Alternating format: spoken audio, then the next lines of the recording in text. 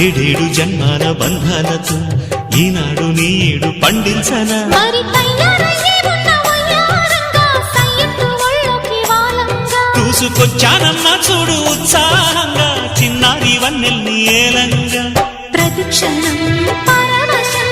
కలగగా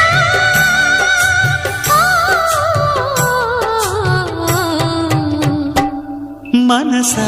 పలకవే మధుమాసపు కోయిలవై చెలివే తెలుపవే చిగురాశల గీతికవై